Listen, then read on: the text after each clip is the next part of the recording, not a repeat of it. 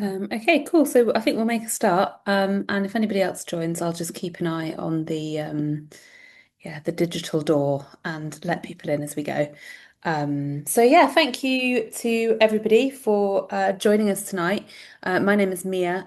For those who don't know me, I am the curator and program manager at A Space Arts, which is a visual arts organisation based in Southampton.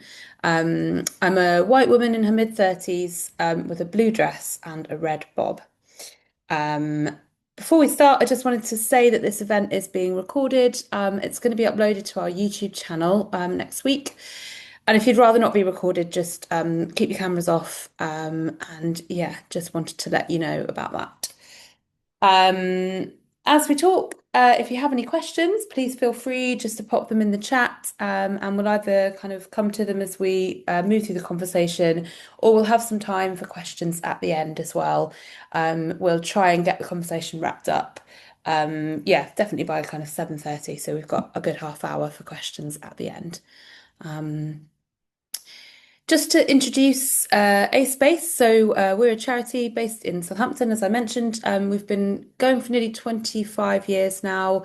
We've had a whole host of projects. Currently, we run studios at the Arches. We have a graduate program called RIPE, which supports artists from Winchester School of Art and Solent University in the year after they graduate. And we also run a venue called God's House Tower, which is the location of Uma's exhibition that we're here to kind of talk a bit more about this evening. So God's House Tower is a medieval monument in the Old Town in Southampton. It is an arts and heritage venue, so we have a kind of museum part of the building. We have a cafe. We have various kind of spaces downstairs for community things, workshops, hires. We also have three gallery spaces, and we commission exhibitions that sort of respond to the building in some way, whether that's kind of directly linked to the history or whether it's more broadly about the space or Southampton or various other things too. But we're quite kind of conscious that we have this this medieval monument that has a lot of history to dig into and a lot of omissions in the history books as well to address. So our program kind of attempts to make space for marginalized voices that are missing from the history books. Yes, and Artist Voices, just to give a bit of context around that, is a program that we started years ago that grew out of our artist development work, and has now kind of merged with the program at God's House Tower. So it's about unpicking, so not just talking about the exhibitions, but kind of unpicking and unpacking key topics and issues that artists and visual arts workers experience, and having a kind of discussion about various things related to the way that we make art and exhibit art in gallery spaces. Um, so yes, tonight we're going to be talking about Uma's exhibition, House of Revision, House of Repair. And I wanted to start by showing some images of the exhibition, of the work in the space, for those who might not have been able to visit yet. So I'm just going to share my screen and start up here. And I'm just going to read out some text while we look at these images, and I'll just flick through as we go. So, House of Revision, House of Repair by Uma Breakdown is a project about love, restraint, liberty, pain, growth, and collapse. Commissioned by A Space Arts for God's House Tower, the exhibition explores alternative routes through time, drawing on fact and fiction at will to reimagine the past and speculate about the future. Working across drawing, fiction, animation, code, and sculpture, the artist revisits the building's past as a bridewell, an institution established in the 18th century to house idlers, vagrants, and prostitutes. The project asks what a space of spiritual and physical repair for people seen as other might be, if freed from the authority of state and church that underpinned these houses of correction, and the subsequent systems that they have evolved into since. Using the unique history and architecture of God's House Tower, as well as the artist's home of the Northeast, House of Revision, House of Repair imagines a sacred grove for fringe cultures and unconventional communities with alternative belief systems, such as ancient outlawed religions and pre-modern travelling performance groups, centering communal care at the edges of legality. I think there's just one more image there of the project space. And I'll stop sharing. I can also send a link in the chat to the exhibition listing on our website for anybody who wants to have a little dig around in there. There's a few more images and other bits of content. There's a critical writing commission too, which is uploaded there for people to read and engage with after the call. And I think that's probably my bit done. And I'm going to hand over to our speakers. So I want to introduce Dudley Dream Walsh first, who works across writing, drawing, and painting. Their practice grows from abolition and anarchism. The sorry, I should have read this beforehand. The irrecons. Dads, can you help me out with that one? Irreconcilable. The sorry, it's my dyslexia.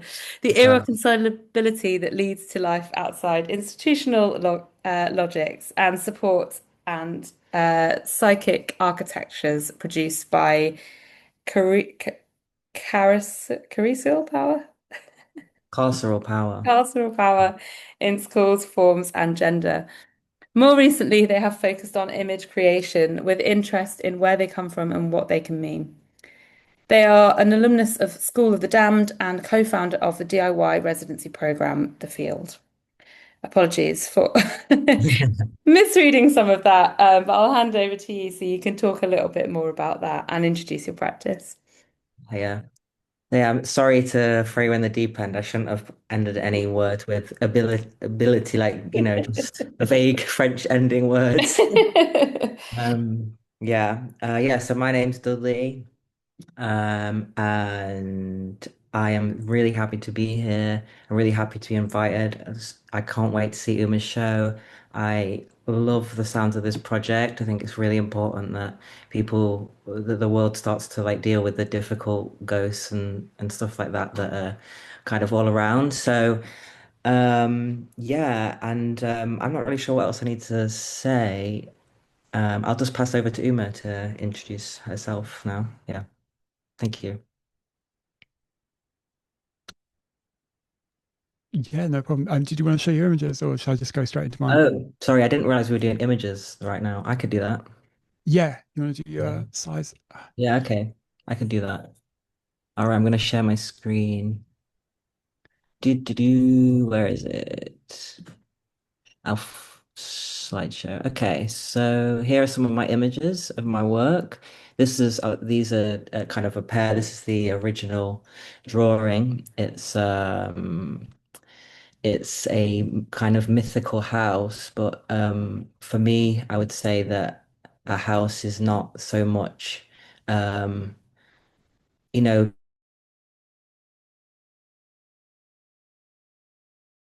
people often draw this alone how me a house is there's neighbors and it's a lot more of an expanded thing, and it's as you can see a bit haunted. And this is a version of it, a painting that I did for a recent exhibition. Um, and I've used real bronze here on the where it says ASBO. I'm really interested in this bureaucratic language and the way that it um, casts spells, I guess, on people's lives. Um, it's got the walls half painted because it's when you get too tired to finish painting the house.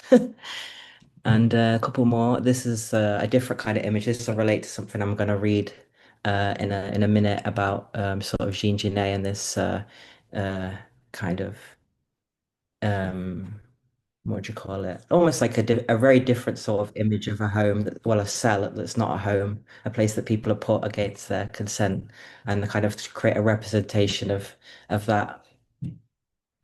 So yeah, is that enough for now? And we're not reading yet, right?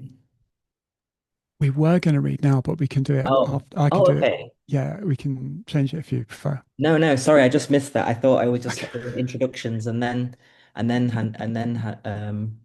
reading. But I'll read the thing that I've written.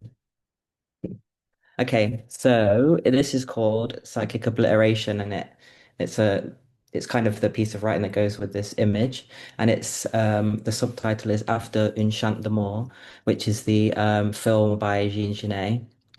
Um, okay, so the prisoner wakes up to find himself watched by a guard. His needs trigger his captor's terror of lack of control, who finds it unbearable to see him hungry, hot, cold, or in pain. Threatened, the guard tells himself that he cannot see it. Besides, he can do nothing about it. Worst, the guard hates his creativity. The prisoner is not afraid of art or of being an artist. The prisoner builds up a secret world so elaborate that it becomes real. The guard can feel it because it starts to affect things outside his cell. He tells himself that it can't be so, that the prisoner just has a wild imagination. The prisoner builds up walls around himself as protection. The walls may be lies or brick. The guard finds what he thinks is the source of the prisoner's creativity, his art, and destroys it. If only he would stop feeling, I wouldn't have to watch him, thinks he. I'm only here because of the prisoner. Someone has to do this job. The guard has no will. Whether he lost it nor ever had it in is the prisoner's great mystery. Without his art, the prisoner starts to fuck the cell wall and to make it his. And because it is what protects him when he can't protect himself, the cell wall feels his love and fucks him back. The lies are a wall of love, a tidal wave. The god is disgusted by the objectification. Objectification is degradation, humiliation. If only he would stop doing that, I could leave him alone. It would be a lot easier on him. Those walls don't belong to him. The guard abhors the prisoner's sexuality because he can't face his own, though he thinks that he looks sharp in his uniform with his weapon in his hand, and loves to catch sight of himself in the mirror. Somehow, the prisoner knows he walks every step towards his freedom, while the guard walks to his fancy watch, his mortgage, his death. What they have in common is their hate in the world outside. The prisoner hates its obliviousness and hypocrisy, the firing squad, detentions, interrogations, and internments, the bourgeoisie or Britain or the government, or imperialism or whatever we're calling it now, which has no concept of equal solidarity or honour. The guard thinks the world has done him wrong. He doesn't get enough respect. People don't see how hard his job is, how much he's given up. The guard doesn't see the people behind him, the police, the governor, the judge. True intimacy gets through the holes in the walls in the form of other boys via smoke, singing, or paper. I still remember the first letter I received through one of those cracks. I still remember the sound of you humming your favorite tune on the other side of the wall. The guard is exhausted trying to control him. Finally, the immoral eyes leave him, and he is released. In exile or neglect, he runs endlessly through borders or wormholes with clothes worn thin, with no connection to polite society, no family. His profound freedom he knows only to himself, with no witness to his will. He is nothing to no one but himself. Like he might fire up into the night sky and explode like a star. He faces his sex, thirst, hunger, coldness, psychic obliteration, each of the bits of his aloneness one by one in a procession of the edges of his consciousness that he was not allowed to know, and to put himself in clothes that actually fit. Before, he had tried to have his feelings understood, but the more he was himself, the more he was controlled. So now he doesn't want to be known. He wants to tell people what happened, but he knows that he can't, because most people don't believe hell really exists. The idea that no one sees the brutality he went through fills him with terror. The entire world is a total insult to him. His challenge is to accept that they will never see what it took to get out and to rid himself of bitterness. And to finally to get rid of his most autistic expression, the unresolvable walls that he created of lies or brick. Thank you. Now I will hand it over to Uma. Wait, let Thank, me thank you unshare so my. much. Um, do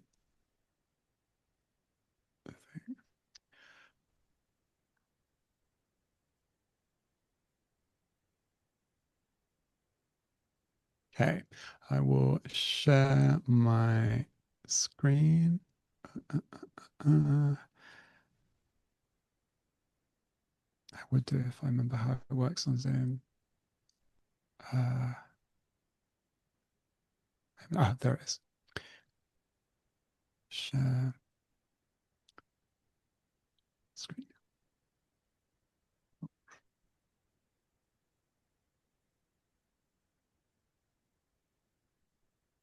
Okay, okay, I feel that works.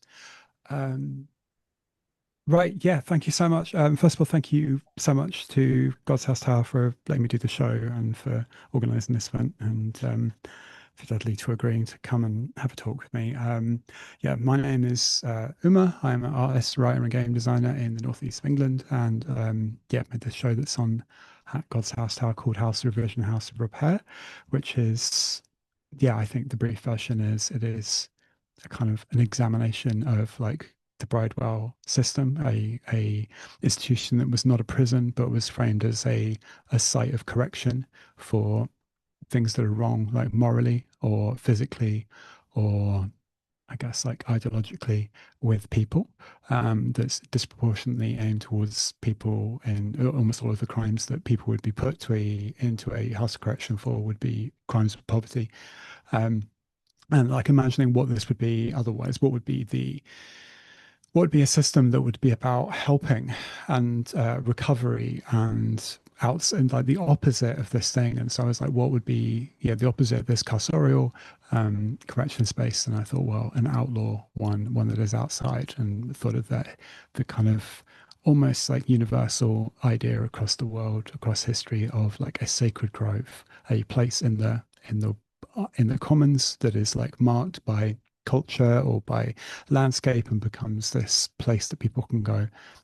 And so that was the form of the show. So yeah, there are like images for the show, but I just wanted to kind of talk about some other stuff around there. So start with this some kind of like drawings that I've been kind of like doing that are, first of all, this is a drawing that didn't make it into the show. It was part of a piece that didn't quite fit in the end. But I've been working on these like digital drawings and working towards something new. The way I work with stuff is often in a roundabout way. Like I kind of make things, and then I kind of figure out after a while what the commonality is with them. So that's where these things are coming from. I've done these like, yeah, I'm working on these like series of kind of digital drawings about landscapes, about like narrative. These are all quite quick. So these are the kind of things I've been making. Little landscapes full of goblins and castles, bad times in the park, bad times in the house, bad times in the field. Um, and there's another animation that didn't actually make it into the final show. I'm gonna read a story. Hopefully, it's sharing the right screen. Please tell me it's still showing the animation. If someone could let me know that. Is it showing the animation itself? Yeah. Great. Yeah. Right. So this, I'm gonna read a little story. Um, And this is a story that I wrote like right at the beginning of the development of House of Revision, House of Repair, and it has a lot of the similar kind of themes or the objects in it, notably the idea of like a stage or a float or a scaffold, that the kind of a platform being like a kind of placemaking device, a thing on which things happen, often things that are to do with judgment. This story is called Born by Rats. And it's the first chapter of like a kind of the first chapter of Born by Rats is called The Humiliation Station. The few trees that were able to grow in this hard, flat land of grids and ditches have long been clear cut. Old copper, steel, and old brick has been carted away along with foundations, stumps, and any accessible ceramic pipework. What remains is the negative space of removal to mark what was once a small goods yard fed by 3 different rail yards and 4 roads. A flat section of land of about a quarter square mile. It's rocky, grey soil compacted by foot traffic and the July sun. Nothing stands higher than a horse except for the wheel top poles that line the perimeter like the gods, and the stage they lay down on. I tried to collect myself while standing in the 25-foot high scaffold's shadow, bound hands shading my eyes as I watched the last stragglers join the audience while the top heavy poles tilt above. For a few overstimulated seconds, I get lost in the scale of the image. I'm an ant on a paving slab looking up at a seed-heavy dandelion lined up at its edge. They sway gently in the breeze, waiting for a pull strong enough to take over their burdens. I blink and come back to myself, but not before an image of these huge flowers casting their achena of splintered bone and sun-bleached rags, sowing the earth with carrion for miles. The attendant who's been patiently waiting next to me must have read a sign that I've missed, and he slips a huge mask over my head just as the band starts to tune up. I saw the trio clearly when I arrived, and I know the routine. Crimson cuffs of ragged flax radiating like arterial spray will be adjusted as they take their seated positions. I imagine that one mops perspiration from his or her grease-painted forehead, their hand then transferring dusty sweat to an already glistening guitar.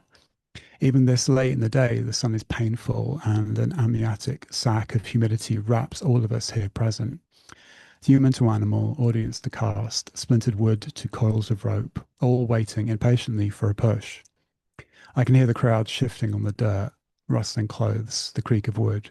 I visualize a group balancing discomfort against curiosity on top of blown knees and arthritis. I zoom in on heat-swollen skin, pushing veins towards the surface, and the clouds of insects that descend with the coming dusk. I can feel how hard the crowd is struggling to contain itself within a tableau vivant of civility.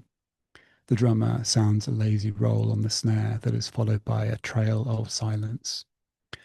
Grasping the banister, I ascend the scaffold, feeling hands suddenly reach out to steady me as I briefly sway with the weight. Feeling ahead, there is the curtain, and then it is abruptly pulled aside, and I know that all eyes are on me, more than matching those painted on my fiberglass mask. I'd expected noise, perhaps shock, jeering, or applause, but when it comes to that moment, there is nothing. The drone of insects recedes under the negative pressure of all the human-born silence. A cough from someone in the band, and then truly nothing. It is time to start my avowal. I would have you gather here so that I might deliver a testimony, one which will be delivered in chorus with a number of others who I must speak for. All of these accounts have one design: to account for crimes, all of which are mine and mine alone. This part I've rehearsed numerous times, alone on my boat while docked in rich stone harbours or moored to a rotten bit at the last pier of a fading estuary town. Everywhere I go, this line opens the gates, just as in another sense it closes them. From this point, there is only forward, and everyone holds their breath. You are not here to forgive me, and I am not asking for forgiveness. Both of these actions are forbidden. I am the attestant, the document, and the convicted, and in these parts, nothing is lacking. The band must have been watching closely, because in my struggle to enunciate through both the mask and the wall of sapping humidity, I neglect the small hand gesture towards them, but as if reading my intent, they strike up on my emphasized final word. From off to my right, I hear a waltz begin on alto shorn, drum, and electric guitar. I project my voice to match the instruments, the fiberglass around my head resonating and condensation dripping onto my upturned face with every single word. I will speak of all of my crimes up until this moment. The music fills the space around the high, rough timber stage, and I can hear the shift in the audience some 18 feet below me. People are breathing again, and no one talks, and no one moves.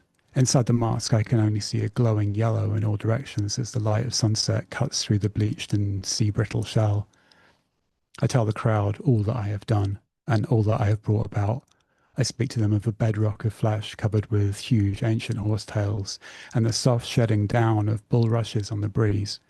My accounts take them through mossy hinterlands such as these, and into the hell of charred furnaces, where all the value is stripped from a body, even that very knowledge of the body itself. And in all these places, I take the crowd, I shower them also with my transgressions, my deviations, and my glorious, bloody crimes. The sunsets and the floodlights pointed up at me from the edge of the stage ignite with a clack, bringing all the insects to storm about my huge staring mask and the rope-bound body. The band plays, their song punctuated with the screaming calls of deer and owls. The night ticks on with the account of my every trespass and wickedness. The crowd silent below me in the dark as I take them through the wreckage and scars that I brought upon the land. They are with me as I tell of the blackened skeleton of a church, wherein and under the rain I committed an act as to offend life itself. I ushered them like wayward ducks through the woodcutter's camp, where I cut the top from a mountain and drowned all present in tons of screaming mud. With each declared misdeed, I pull evidence from one of the ceramic vessels slung across my body, showing them the objects I had fashioned from refuse. They were shaped like birds and small animals, eyes made of sea glass, bound in rags. These symbolic objects needed not to prove the case, but only served to emphasize the severity. There was no question of guilt after all. I relayed absent testimony by others who saw crops rendered putrid by pests and power lines dragged across highways, and with each I held up another effigy of mud, straw, plastic, and blood, and showed all that this could not have been any worse, and it was all because of me. Through all of this, the band plays its looping, droning waltz that has no beginning and no end. The guitar throbs with tremolo that the woodwind twists its way through, while I lay bare every betrayal, every vicious negligence, every scorch, and every tumour. The band does not slacken or lose time, but I sense a change in their performance which tells me that the short night is nearly over. They have seen the threat of dawn that I cannot inside my bulbous mask, and under hours of fatigue and insect bites, I wind up the last of my energy, pushing past the histamines and the raw vocal cords to tell them one final crime that will send them over the cliff we have been building together since I walked up the planks to this stage. The band stops, stumbles like a spent horse. Something heavy falls off the stage and rolls, and something heavy falls off the stage, followed by a comic crack as the snare drum follows it. The floodlights go out. The audience does not register anything. A hum of feedback merges with the blood pumping in my ears. They are ready for me to tell them exactly what they need me to say, what they need me to take ownership of.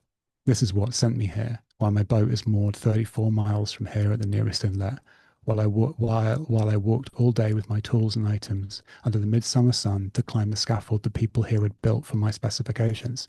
One breath, one beat, then I open my mouth to speak. I speak of a body deep under our feet, grown fat with gas, ready to purge itself of things that I cannot speak of. I tell them that I put it there, and then I start to tell them why, and I hear the audience begin to move.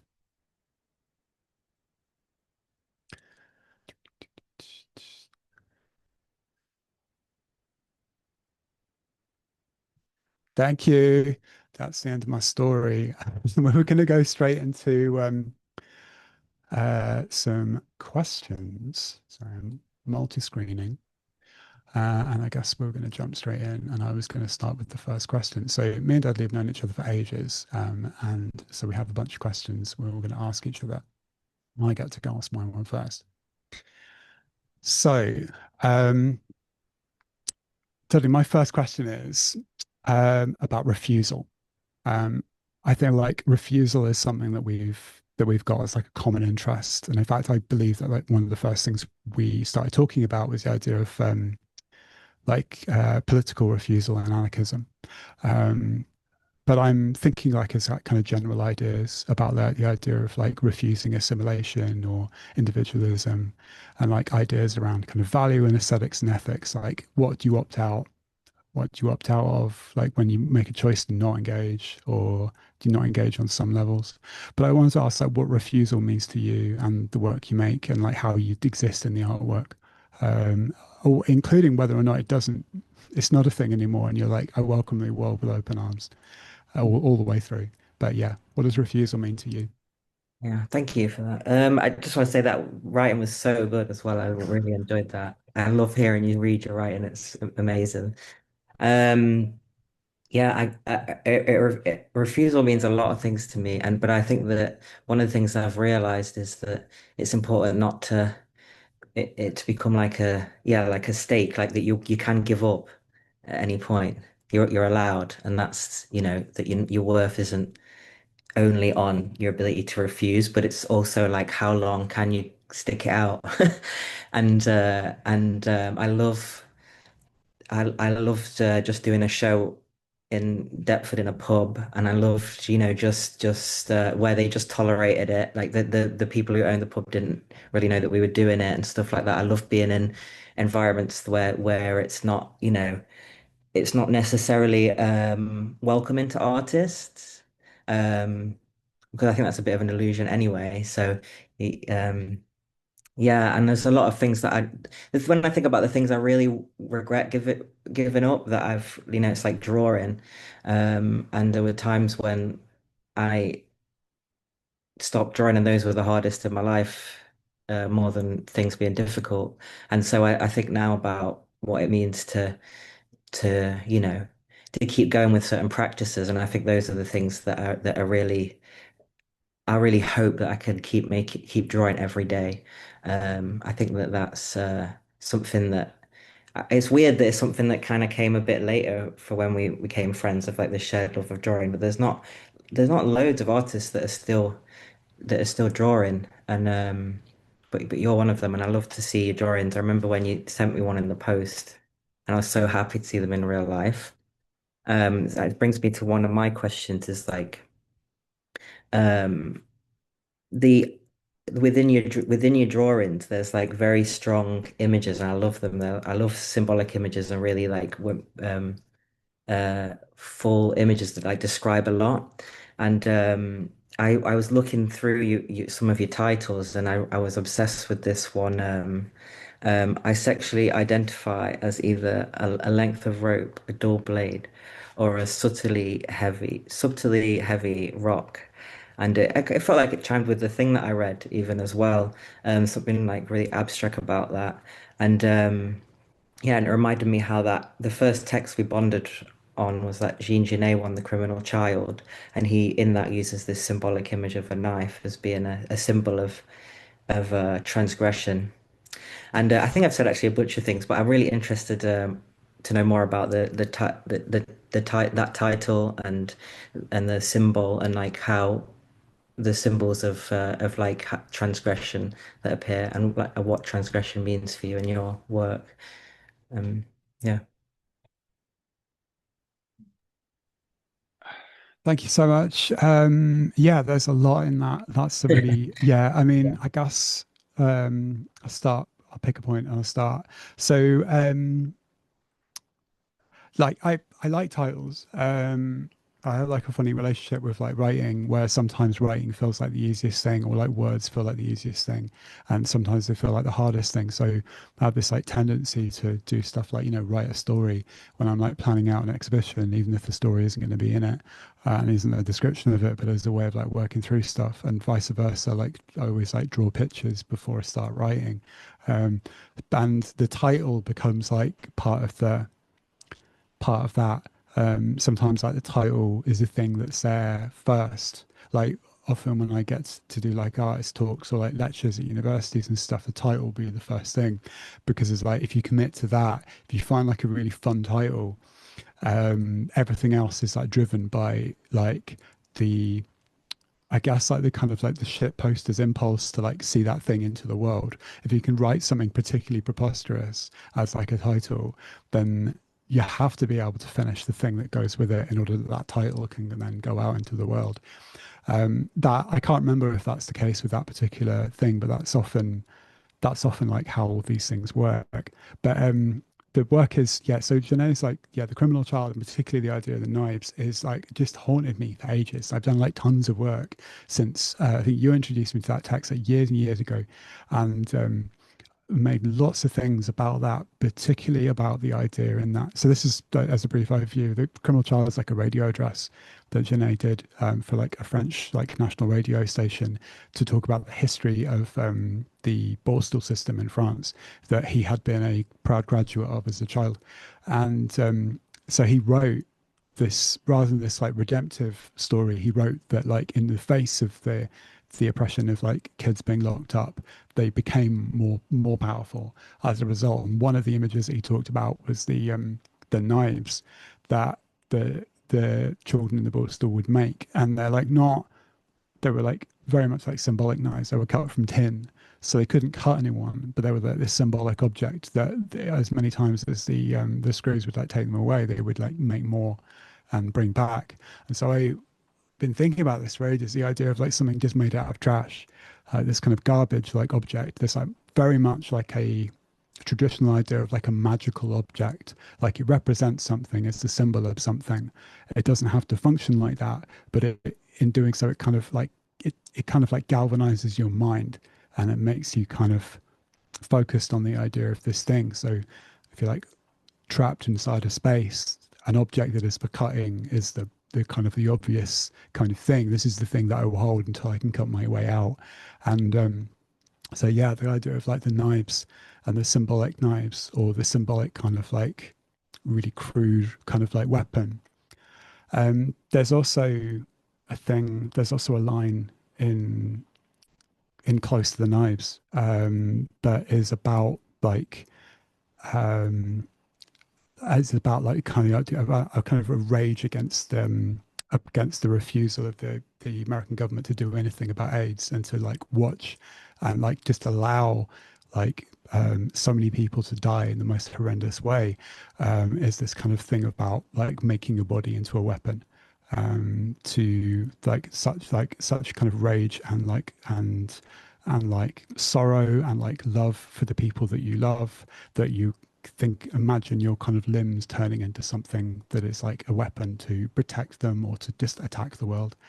And so this idea of these like symbolic weapons like runs through loads of the bits and pieces I do. But I think probably that one's like specifically there's like a I guess like relatively now famous like trans literature called either called Helicopter Story or I Sexually Identify as a Attack Helicopter, which like was a wonderful short story that was published in Clark's World like 4 years ago or something like that. And then like due to internet outrage, it was retracted by the author, who was a trans woman. But I think people read it because it's based on a transphobic kind of expression, um, but taken to like an extreme conclusion. Like, what if you were an attack helicopter and you loved another attack helicopter?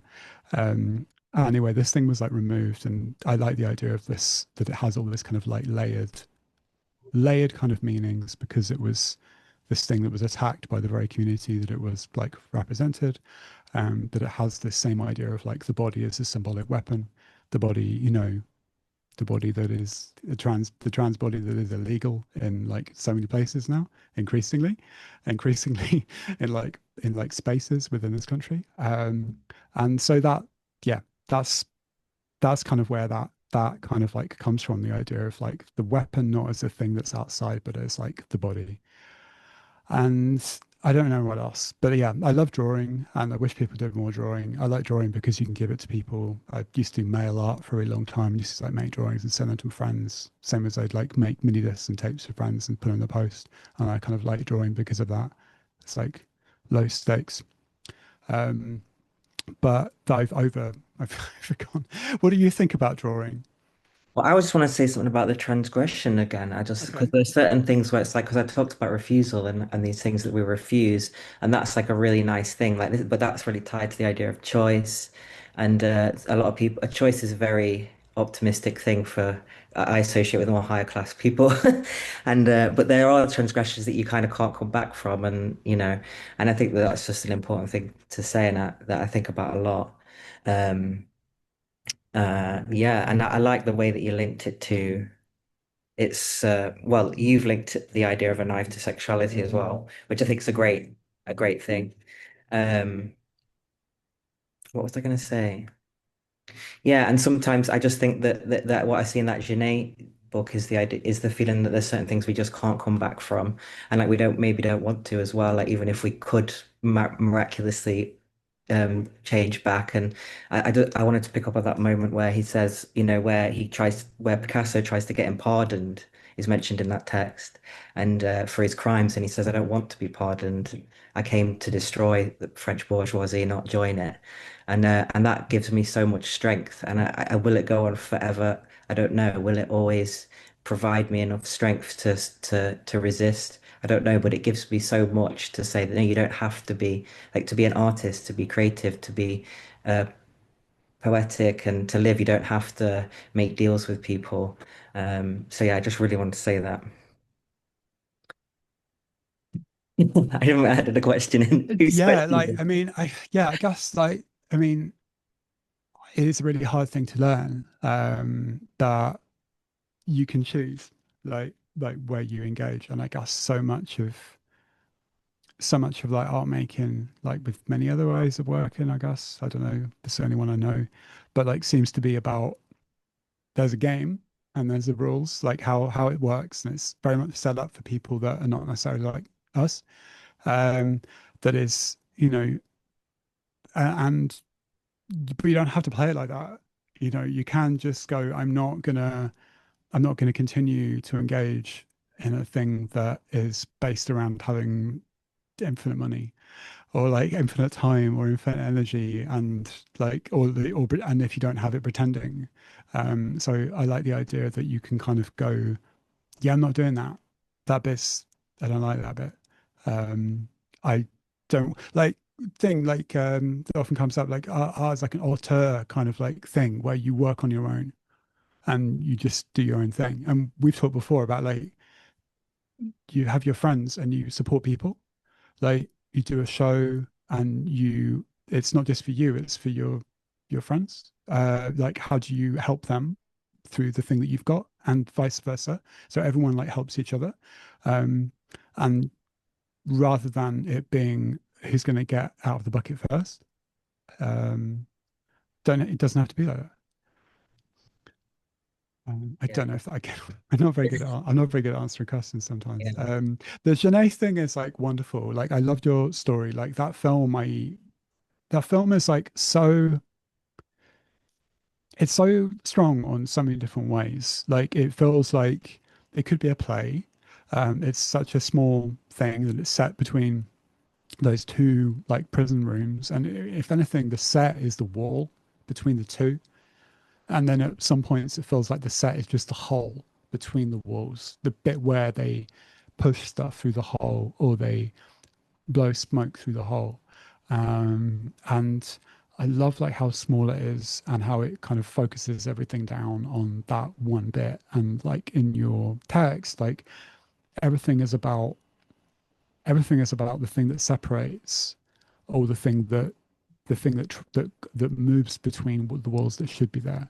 So the kind of the fury from the guard, uh, the idea that even locked up, there is something that this prisoner is doing that is passing through the wall, which is, inflaming his desire, and it is doing stuff to him, and that should not be allowed to happen. And and then obviously you have the thing of the prisoner who is like physically like trapped in this space, and so much of it is just about that. It's like that it's not just as simple as the walls, and and then either within the walls or outside, but this thing that like crosses through.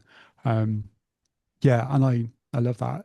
It's like it echoes actually the the captain in Querelle, in the Fassbinder thing, where the film's like starts with I think he's a captain. He's like the boss on the boat, right? That where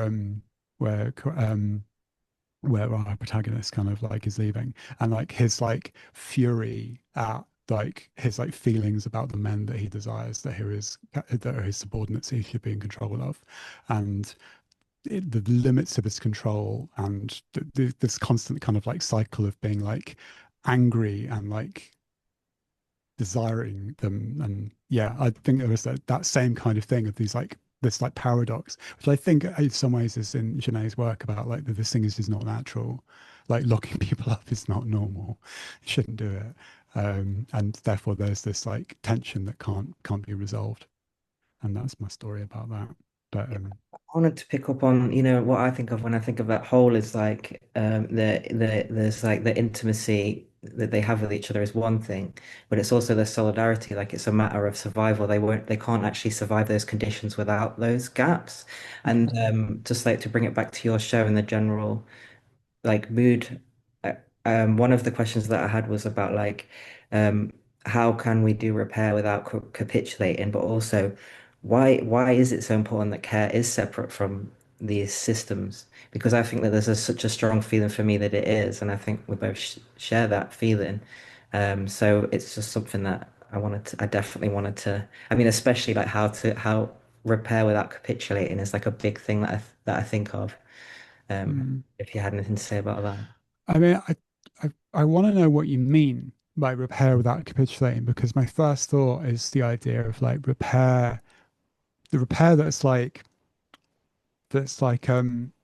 you know um getting a PIP assessment, right? Or like getting like a workplace like allowance for a slightly more comfortable chair, where the thing is the thing is not this thing is not really about improving your life. And it's definitely not about improving your life based on the fact that you should have a life that is better, but it's based on the fact that like what can we do that's enough that will keep you like working and like therefore capitulating to the general thing. And so that's what I thought, but I don't know if that's what you mean. Yeah. No, I mean it's interesting to hear what you think about repair and capitulating, like what springs to mind. When I think of repair, I think of just well, I think of those intimacy moments in that film where there's just like a sense of love and being together with other people, and something that we've talked about before as well is like the idea of not just being an individual person, not just being one person. And so like how can we be that group of people and without capitulating, and what would I think of an example of capitulating? Like without like sometimes I think it's just about giving away, like being able to have dignity, because a lot of these things they'll give you a lot of things, but if you're willing to compromise your dignity, Right. Yeah. that's the current state of affairs, I think, in England. Like, Yeah. I it's mean, like, yeah, you could anyway. I don't want to start talking about toilets, but no, but like, I mean, I know what you mean, but like, is it like, yeah, like dignity, like the thing of like performing your worst self. Like if you have to get access to something, I don't know, get antidepressants, you have to have your worst day for someone, and that feels like that, is that like the kind of thing? Like, is that what you mean? I mean, I just don't know what the word capitulating means. capitulating is like giving in. Yeah. And Yeah. I relate it so such I feel like it's such a powerful like word, rebellious word about that I relate to like being behind a barricade with other people and like related to freedom and just being like, and there's something about dignity, but there's also can be something quite like, and you're just gonna ruin your science teacher's day because he put you in detention, or you just have to get back, or like you have to, I don't know, I can't quite put it into words. Um but like I guess it's like uh, being able to access care and health and sanity without having to go to these systems that are mediated all the time. Like even if you're Yeah. thinking of like, like you have to go to art school to get peers, you have to constantly, if I was to go to an art school now, I don't know that it would really help me. I would be going there looking for peers, and Hmm. I might meet people that would actually put me off my art. And but the compromise is like being in these institutions where you have to water things down, and I don't want to water things down. Like, how can I get access unmediated to like Mm. great artists and great conversations and love and sanity, and people that think the same as me and say, yeah, this is mad or whatever. Mm. Yeah, I mean, I definitely get that with like the idea of like art school, and I think because I've forgotten you're in School of the Damned, and I feel like something like School of the Damned is like really laid bare that the thing that art school provides is like time, like and space and a peer group, and like some people that know a bit more that come in, and like the but also that's kind of what you need as an artist when you're outside. And so there is kind of already an agreement that that will continue, or like you can make that happen. So why not just make that happen straight away? And yeah, I think that that's like a, for me, that's like a kind of refusal of like not allowing like a kind of gatekeeping thing. Because I guess the thing before things like School of the Damned was like, well, we need this name, and coming back to symbolic language, you need this like name that you says, the only thing that's like missing from having a studio and some friends and it's like talking about art and maybe some people who already make art professionally come in and talk to you is that there isn't a name for that. It's just, yeah, I'm just hanging out in the studio.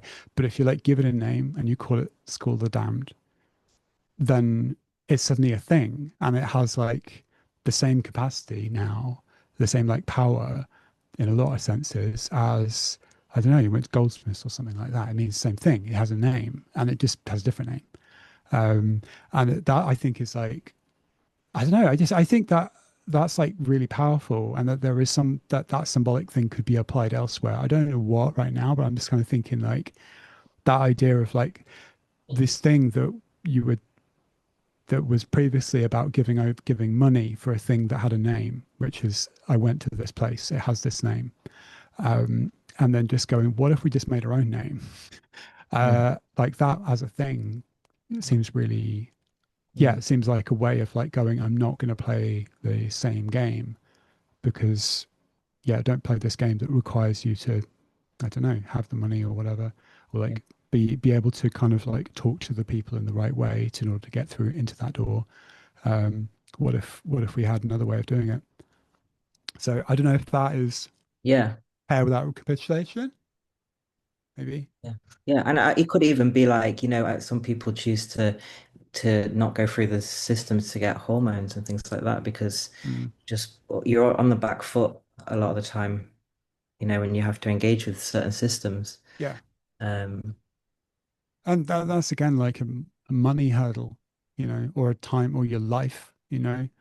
It is your money or your life. It is like, you either spend like thousands of pounds to go through the kind of private the route, or you wait, what is it now, like 220 years in Glasgow for for your first appointment. And but yeah, like the DIY thing, like uh yeah, like all those like networks and stuff, like just going, we are not just not going to engage. I'm going to do this thing outside. And I think there is something, yeah, something like really wonderfully powerful about that. yeah. I'm talking too much, so I feel like I need to ask you a question, and and I've got something I wanted to get through. So, dun, dun, dun, dun, dun. Right, okay, this is kind of following on. So, um, right, we're talking about Janae again, right? And this is something I know you've brought up with me before, about so in the criminal trials, it talks about not just the knives, but the kids having like an argot, about them having a kind of secret language about, but like, or like words having different meanings. So you can talk normally, but the people on the inside, your friends, know what the words mean, and the people on the outside think they mean something else. Um, and I wanted to know, do you have any secret language, or do you like secret language? Yeah. Tell me your Yeah, secrets. I have secret language in my work. I don't know that I like it. It feels like a necessity. And I think it comes from a very Irish history thing where it's very much the writing is on the wall, but nothing's said. And yeah, and part of that's frustrating because it shouldn't have to be that way. You should be able to, sometimes think anybody who's only just experiencing censorship is very lucky that they have a lot of things that they, that they're only just encountering that. There are some people their whole lives they're not allowed to say. If you're criminalized, you don't get to have to be political. You don't get to be Yeah. have the right to safety, to organizing, like all kinds of things are just like removed. Um, yeah. So, and what I say is always shifting as well. What anyone can say because the laws shift, and it's the moment it's shifting so much, people don't know um, what's going to be, you know, not allowed to say next. But I miss the days of like I used to love being, people that were dealing with censorship and stuff in the 80s, all the punks and like hearing. There's a great talk by Dead Kennedys where they talk about the censorship they experienced for one of their record sleeves, and I miss the days when it Frank and was Christ. yeah. Yeah, yeah, yeah. I miss the days when it was like a left wing thing. It annoys me that the right are talking and they don't really care about censorship, but it annoys me that it's not there's not more discussions about that. Um, yeah. Yeah, I mean, it's as a term, it's like so many things. It's like flattened beyond meaning, or it's like been reused to mean something very different, which is, like when you hear stories about censorship, it's about people saying stuff like that's about like attacking people or like wishing death upon like groups of people. It's about like kind of racism and homophobia and the right to say it, and that that stupid Baudelaire variants of it, Baudelaire quote of like, I do not agree with what you have to say, but I will defend Yeah. your right to say it, which is like just like cowardly. And that's what it's framed to mean as, whereas actually what it means is you can get arrested for, saying like four words in front of the police, and that there are continue to be people locked up for saying those words, and that's it. Not like I'm struggling. My friends don't want to talk to me because I'm saying something incredibly homophobic all the time. And now I have to come into the newspaper and tell this interviewer about why I'm not allowed to talk and not being censored. Yeah, it's like such a bizarre thing. And when it was so simple, so like I said, so simple in the 80s. I do worry a bit about that, the idea of, the internet's forever and that it retroactively could come back and go, no, actually all of these things are not allowed. Um, wow. Um, yeah, I don't know. I have like a funny feeling about like secrets and like secret languages because one thing I want the work to be, always the work to be really inclusive. Um, but I don't necessarily think that means um, like transparent. I think it should be fun while necessarily not giving everything away. Mm. Like it should say you're allowed to have it, but there might be quite a lot of it that's quite opaque. Um, but it's like the balance of making something that doesn't just like give everyone everything, while at the same time giving complete permission to stay with it as long as you want. I guess it's about like not laughing at an audience. Mm. Um, Yeah, that's a really good way to put it. I've been working through some of those things lately myself. I also find as like a dyslexic person, I if I write in a too complicated way, the type of people that can't read it are people like me. So yeah, I don't want to leave people behind sometimes, so I don't alter my text too much. Um, yeah. yeah. I had another. Right. Right. Okay. So my other language question was, what's a language that interests you at the moment? And that in the broadest sense of language, which could be, kind of artworks, poems, could be animals, something about the city. I know that it's not that long ago that you relocated, and you're in a relatively new part of the world. And like, what is there a language that interests you at the moment? hmm I mean, I feel extremely lucky to say that I'm on this trans writer course, the School of Contology. It's like a 3 month course, kind of DIY put together thing with like maybe there's like 16 other trans people. And I love that course and I've learned so much and from it. And well, I mean, the myth of this, we kind of mentioned it a bit before, but the myth of this individual writer who's alone in a room is long gone, like writing such a collective, you know, pursuit. Like takes a someone said it takes a village to write a book and things like that, and it's really true. Um, and yeah, just I love the physical experience of just being in space with other trans people and just I hear words all the time that are kind of new, and but I kind of just know what they mean straight away because they make a sort of sense, and it's weird that languages kind of can like possess you in that way that you can just kind of be like, why do I know what that means even though I've just hearing it for the first time? And um yeah, and I also think like, when we learned about languages and the way they changed at school, and they kind of made it seem like it was like just evolution or like things just, but the actual experience of getting older and seeing the way that language changes is like it's out of such different desire. Like it's out of like just the wanting to live and just an aliveness, and people just popping new words into the mix. And I just love the experience of that. And I love encountering new words. And yeah, I mean some of them I don't like actually, but Do you have a hated word? I mean, words get tired, like trans. 5 years ago, I hated the word tattoo. I said it so many times, I said I can't say the word tattoo again. And you just have to move on something that to a whole new like era of life because you can't say the word one more time. Um, yeah. That's reasonable. I did a talk a few years ago where I think I was asked like what word I didn't like, and it was generous because I was just so tired of like artwork being described as generous or like when I do a talk bit being described as generous. And I'm like, that's such a loaded thing to say. Like that could just be that, I know I talk too much and it could just be that like it could be a really barbed thing to say. It's like, that was a really generous like 20-minute diatribe on your special Yeah. special favorite things. Um Well, that's why I just feel very like whoever it is that's taken the time to think of new words and just like slip them into the language, yeah. like they're the real generosity. Like that's just like Yeah. taking the time to just think up a new word is like, yeah, it's good.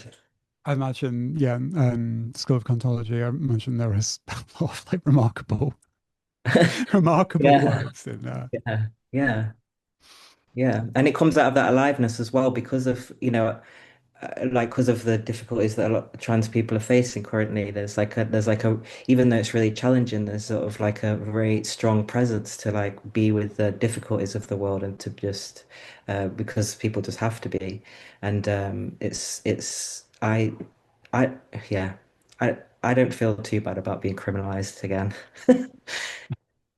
Yeah. That's fair. Okay, I guess we can do some more questions. Have you got any more? Right. For you, let's see what I've got.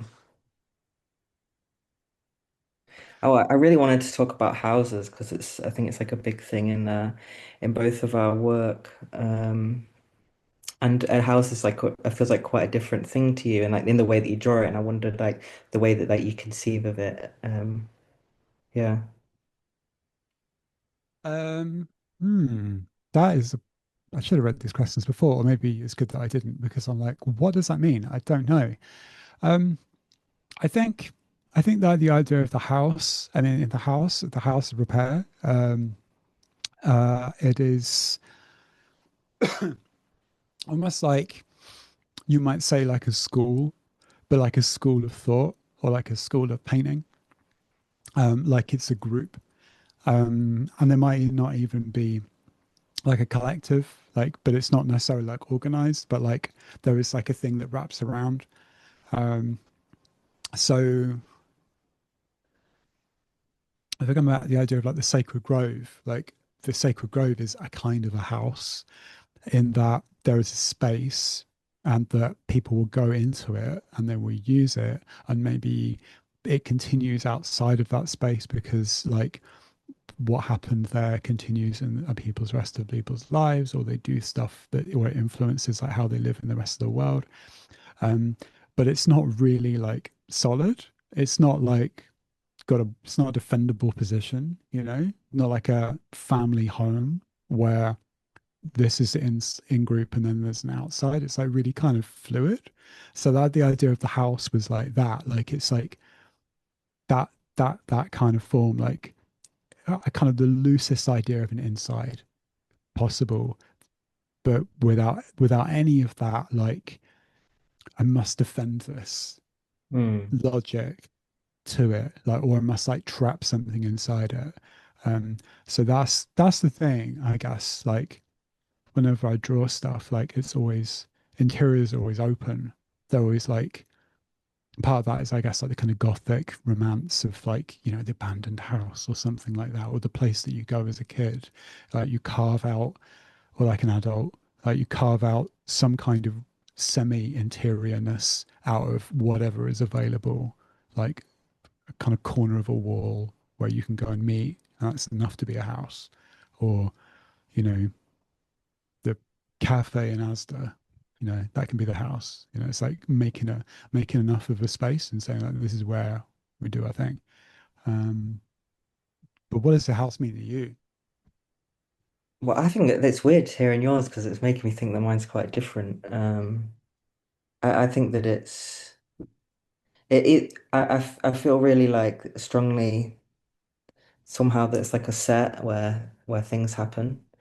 And I mean the painting that I did, it was it felt like a place where loads of things have happened and where there's things that happened after that that felt related to it as well. Um, and it feels like a set where certain kinds of things can get resolved or w like worked through. Different. It's funny because we both do houses on in interiors of houses and landscapes, and it's like, what kind of things? Like, it makes me curious about what kind of things happen in the landscape, um, as well. Can a landscape be a house? No, No, okay. I don't think so. Can you tell You me can have a more? house on a landscape, Can but you that's a whole convince me different more that thing. that landscape is not a house? Huh? Convince you? Yeah, convince me that a landscape is not a house. A landscape is like a vista, um, and like a mood. It feels, yeah. And whereas I don't know. Maybe a landscape is like a solitary thing for me in a way. But Right. I used to just the full confession is that I used to just go to a lot of raves when I was younger. So I have a very technical image of the of what a landscape is in my mind. It's very uh, high contrast. Whereas the house is, yeah, it feels like a set. It feels like it might fall apart at any minute, and it's just up to like for certain things to be learned or something. I don't know. I saw this bit of Charlie Chaplin's A Great Dictator where he's in this attic room and apparently some important things in his life happened when he was a child in this attic room, and I really felt that presence of like, wow, this is a place where things happen, and things can be worked out, and like almost like the past can be changed because you can reconstitute it in images. Gonna have to ask you more about this. I think probably this sounds Yeah. like an off the call kind of thing because I'm fascinated with the idea of like the world is like house, house and not house. Like that. That's Yeah. something I'm really into. I need to formulate my thoughts a bit more though, because yeah, it sounds a bit like for ages my thing was like mansions. The idea of like an endless like inside like a mansion could because a mansion in like fiction or whatever there's like a room for this and a room for that, there's the drawing room, there's the billiard room, there's the parlor, there's like, and it's like the idea, the logic of that is that every activity or every kind of time has a specific interior so that they're separated from each other and you never have to go outside. And I was like, there's something in this, something like if this was enough that this is a thing that could be made, then there's some way of understanding the world in this. And I wonder if the Mm. house and landscape is different from that. I know that we need to kind of move to like open for audience questions, but I've got one more question for you, which I know you know is coming. That is, what's your favorite DS9 episode? Well, it's funny because you mentioned like a mansion because I've never really thought of that before. But I don't know if you've seen these pictures the children draw of. I'm a bit obsessed with when people like images on the internet of people's encounters with like aliens in space, and there's really interesting images that children have drawn of spaceships that just sound exactly like what you're talking about, like just like rooms upon rooms upon rooms where all these different things happen, and so I think it that leads neatly onto the DS9 chat. Um, the the first episode, the pilot, is my favorite. Whoa, I've never I've I was never been not able expecting to that. yeah, I've never been able to um like that got me so addicted, and then I never found an episode that I loved as much as that one. Oh, wow. Okay. That Um is remarkable. I can't even remember what the pilot episode is. Like, this is like, so that's like That's like Cisco has not got a beard yet. Yeah, it's He's not right. got a shaved head. Yeah. Um, and it's a very different tone. Yeah. That is not never in a million years would I have guessed that one. Yeah. I haven't actually made it to the end, but the thing that I love about it, I mean, there's two things. And one is like it's got a description of what it means to be human in it mm, by somebody who's like not human. And they're like chatting about what it means to be human. And he's like, yeah, you're just the sum total of everything you've ever learned and all of the experiences you've had. And anyway, I love the idea of what someone describing what being human is to somebody who's not, to give you this like outsider perspective on it. mm. And I've just thought about it a lot, and also I think it's in two parts. There's two different. He's living two lives at once, and I really relate to this. I feel like I can feel other things affecting me outside of me in a almost like a sensate kind of way. Like I literally don't feel like I'm on my own. I feel like I can feel that when I learn something new and work something out that it affects other people that I'm connected to in a way that I can't Mm. like quite describe. Yeah, yeah, yeah. And I think that, yeah, that show, oh God, I mean, there's so much good in it. I love it. What's your favorite episode? Oh, Iggy Pop, the Weekend at Bernie's Iggy Pop episode, Oh, I've never where seen that it's one. like a Ferengi episode, and it's like Weekend at Bernie's. It's like Iggy Pop is the guest star, and he is can't remember what they're called. One of the bad aliens, and the Ferengi have to. He's died, and the Ferengi have to like pretend that he's still alive in order to get off a spaceship. So they're like puppeting this dead Iggy Pop, and it's just amazing. I was like, that is what television was made for, to see Iggy Pop in full prosthetics, pretend to be dead, being carried around by the most immaculately dressed Ferengi you've ever seen. Wow. Yeah, no shadow of a doubt. I can't remember what it's called, but in my mind, it's like, yeah, Weekend at Bernie's, but it's Iggy Pop. That's my favorite. I'm gonna have to watch that. It's Yeah. late in the show. Um, but okay, Gabby, my friend, is in the chat. This is the Magnificent Ferengi. That is it. Yeah, that is it. Um, I think we have some audience questions. Nice.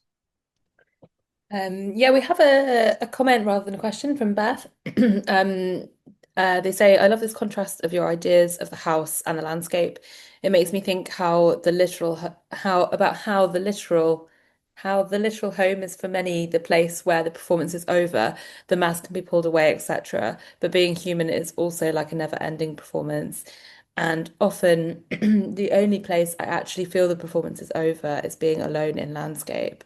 Even in the home alone, it feels like social rules around every interaction within the space. Yeah, it's really interesting.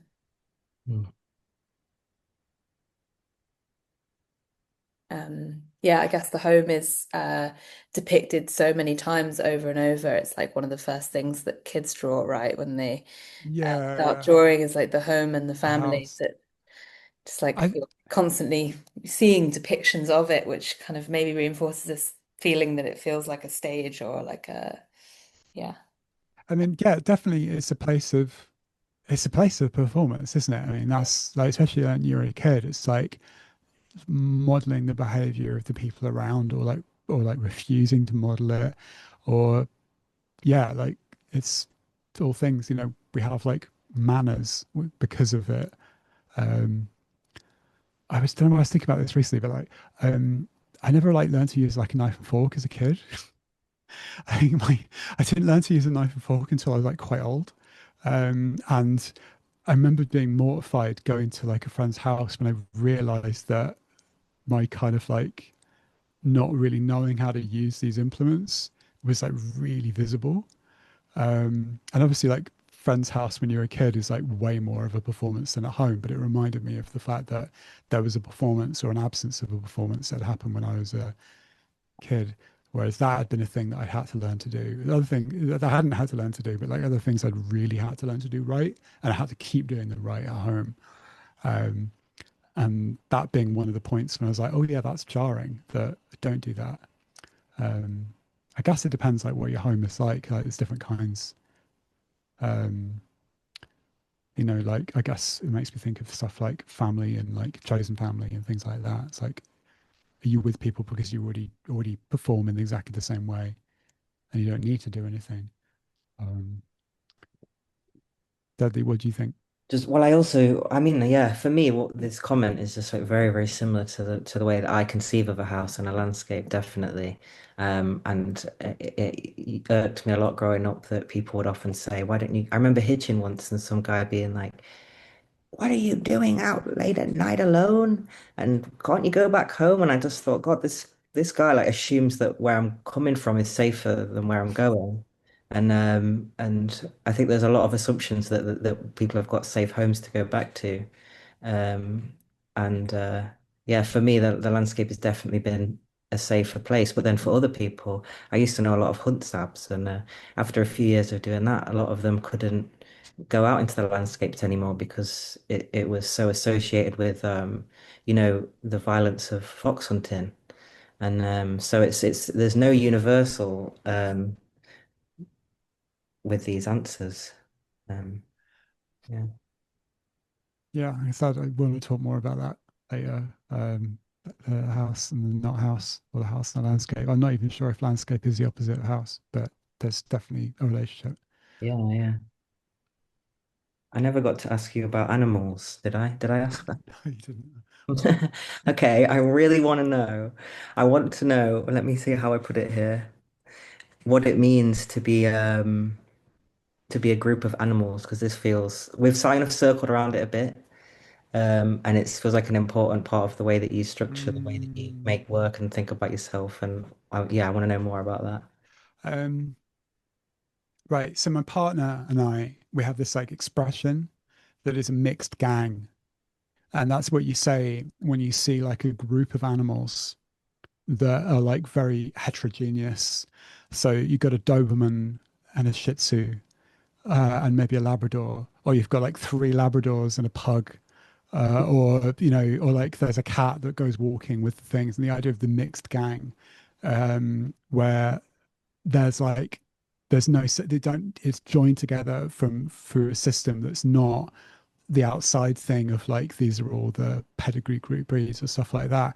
And I like the idea of like that there's loads of stuff happens in that kind of idea of a gang, of like a group, and not everyone is the same in the group, and everyone has like different functions. And I think about that with like kind of pack, like a pack dynamic where, or like a murmuring of starlings, where like it's all done between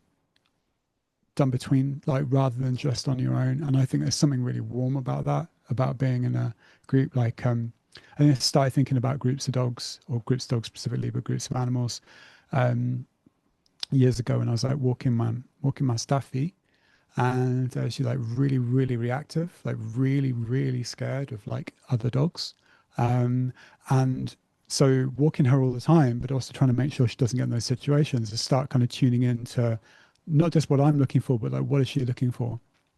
So reading her body language and like kind of trying to see the world like she would see it. So it's like, I know that there is a blind turn coming up and she won't like that. So we're going to move to the other side of the road, or we're going to walk quicker here, or we're going to go out and this time, although she didn't like the wind or something like that. Or like that dog, I know she won't have a problem with that dog. I just know of something about that dog's demeanor. And it's like not just thinking through myself, but thinking through this idea of the rest of the pack. Um, and it makes me feel really warm. And I feel like the same when you're with like friends, like like caring for other people, like going, like being considerate of the other people that you're with, or like what this would make them really happy. This would this would not make them happy, so we need to make sure we don't do that. And it's like that constant kind of feelers going out. So that's the kind of, yeah, the kind of group of animals, but it's not just people, it's with creatures. It's like when there's that wonderful moment when you like walking down the street in the evening, and then like some dusty cat kind of walks out of a bush and flops down the floor in front of you, and you don't know who they are, and then they're like rub my belly, and like that kind of like dynamic, like you're part of that group for a minute, Yeah. and yeah, so that's the kind of group of animals. What do you think about, it just got me thinking about, like in kids' films, like there's this where they have the minor characters. that like they might not even have any lines, but they're just kind of, you know, like they're along for the ride. I was thinking of Spirited Away, where there's like she has a mouse and a little fly or something that just come with her, and they don't have any lines, but they're there, and she just talks to them as if they have an equal say, but they're Mm. fully just a minor character, and like how that as well creates this warmth when people don't have to like be um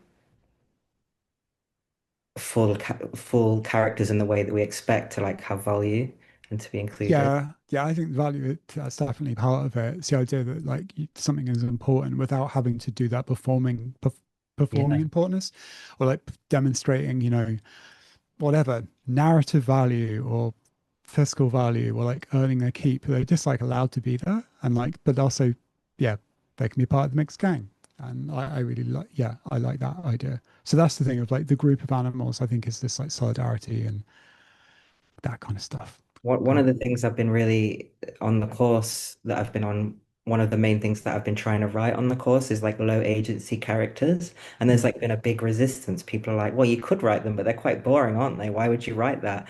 And it's funny that the queer people have been like, right, we've rejected the idea of being a good queer, and you can be a bad queer or you can or a bad woman now. And that's people like, yeah, that's okay. But I don't know if we've fully got to grips with the low agency characters, people who, you know, there's a lot of time spent on characters who achieved things and did mm, things notable. And I'm so loving writing these people that demonstrate they don't have no agency, but their agency is put across in really like subtle ways. And mm, I love writing them in and trying to make sure they get their full space, um, even in that smallness, because some people experience that, and that's quite normal in mm. life. But it's not part of literature. It's not part of film very much. Um, yeah, I don't know if you have Yeah, like a character that, yeah, a character that doesn't have to be the one like driving the plot. yeah, driving the engine of history and like being the hero. There are definitely films where people go through, um, but I was like, yeah, that's Forrest Gump, but it's not because like Forrest Gump does stuff. But that's the whole premise of that thing was like this person moves through history and stuff happens around them and they happen to be present. But it's like like the film can't help but give him loads of agency and give him decisions and stuff. It still comes back to that. I definitely have to think about something where it just like follows someone and uses them as a kind of setting around which because that's yeah that could be a wonderful thing. I was thinking of Cinderella. I was watching that again, and I think, and then lots of the feminist critiques say, "Oh, why doesn't she do anything? Why doesn't she try and leave? And why doesn't she rebel?" And I think I question whether the people that critique that really know what it's like to be trapped and be in situations where options are genuinely limited. And I Mm, think that her choice to like choose the way that she thinks about what she's experiencing is like really powerful, and that's something I like strongly resonate with. And she sings with the animals as well. She's one with them. She's got this beautiful voice because she doesn't let herself become like bitter from what's mm. happening to her. And it's like, oh, I love it when she sings with the animals. She's like a crust icon. I guess that comes back to like refusal as well. Like there is a sense of like not having to girl boss, not having to that there is only one way to exist in the world that has value, and that is to be the hero on your journey. But there might be other ways. Or if you can't be the hero, then you have to be the villain. Then why not be the villain? Well, Yeah, that's the other way that that's it. Um, rather than someone at the edge. Like I'm like fascinated with like people who are like veteran character actors. I was thinking about this when Sam Neill passed recently, but like actors that are like really, really good, but are always at the edges. Like Harry Dean Stanton's, um, and like these people who are just they're in and out of the movie, and all they do when they get cast and stuff is they play this little person who's like just off to the side, and they do that really important thing, but ultimately they're not. The film is not going to stay on them, and they'll die or whatever. Um, but yeah, that idea of the low agency character as like a refusal of like you must be the Nietzschean hero and everything. Oh, that's fascinating. Um, oh, time.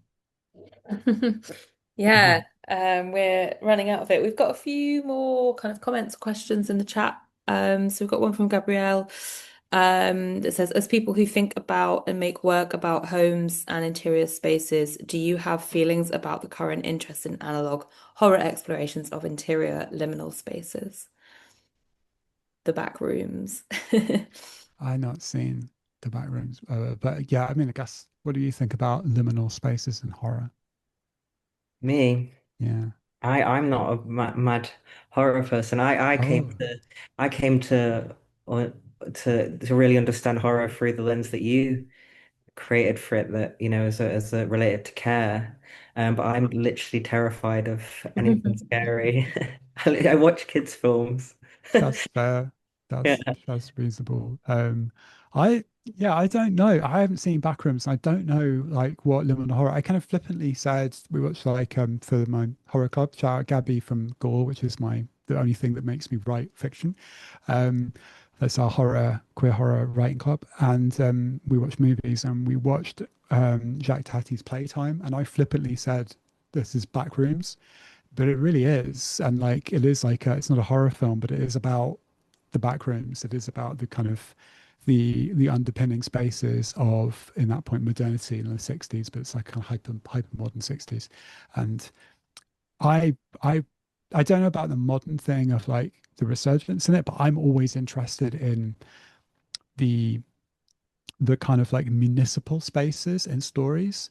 So um something like, in the X-Files, when they find a creature, they find the evidence or they find a dead body, um, it's not in the middle of the shopping center. It's in the kind of like loading area at the back. It's in the ducts, and it's always in these like horrors often occurs in these like places that are they're like very like class divided.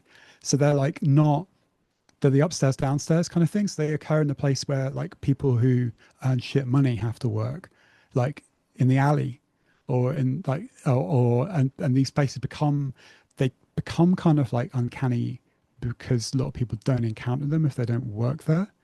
So like, I used to work in a warehouse, and there was all kind of like weird back areas to the industrial estate that you would never understand. Wouldn't even go to the industrial estate if you didn't work there. But like, there's a whole like network of the world that is this like that is like separated, um, and that stuff I kind of find really interesting. But I think part of the uncanniness is like is that it's not uncanny for some people or not weird for some people. Blah blah. So we've got, yeah, just a couple of comments. One from Gemma says, thank you for your conversation. Not quite able to formulate a question, but thinking about your conversation in relation to institutions as physical structures and a form of top-down world building and how this might relate to the anecdote that you have been discussing.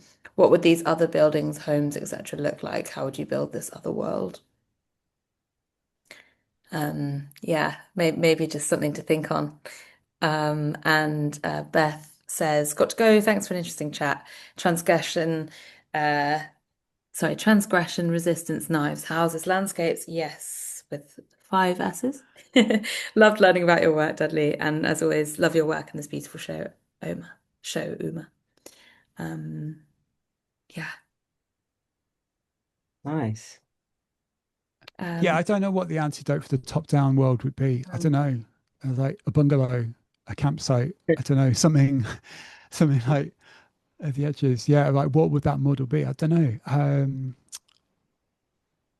So yeah, it's definitely something to think about. Like I don't know. I'm sure there is something, and it's going to be something like really. It's going to be like, oh yeah, that's a different way of doing stuff that already exists. So it probably isn't like a domicile. It probably is like a different kind of thing. It'd be like, the Discord server or something like that, or like the group chat, um, something that like the edges are so loose. Um, but I don't know. But that's definitely something to think about. I think we're doing it all the time. That's my feeling when we do things with people that we care about and stuff like that. I don't know. I sometimes just think, I mean, maybe it's just politically, but like that we can be like, why is everything, not fixed? Why is everything like this? And I sometimes think we can forget how much we're already doing every day that's like to resist this. And I I kind of just think the waiting for the thing that's really not good to fall apart and is the main thing, the patience thing. But what you're saying is it's the friends we made along the way. Yeah, exactly. Especially the little tiny ones with little no agency. Yeah, yeah, the birds in Snow White. Yeah, Yeah. Oh, yeah, that's nice. Yeah, positive note to end on. Yeah, thank you so much. That was a super interesting conversation. I wonder whether it'd be useful to put some sort of references together. Maybe I can send an email around to people who signed up to the Eventbrite, whether they managed to make it along or not. There's just quite a lot of, yeah, texts and things that you were talking about that might be nice to send around so that people can kind of dig around in those a bit more. But maybe I'll chat to you about that on email yeah, after. totally happy to. It's a big list of Janae, but yeah, we can do that. And a That picture of Iggy Pop. sorry. Oh yeah, And a picture of Iggy Pop, please. so good, so good. Yeah, I'm gonna go up and watch some Star Trek now. But yeah, thank you so much, both of you, and to everybody who came, and to those online as well watching this in the future. Yeah, thanks and chat Thank soon. you. Okay, bye bye. Yeah.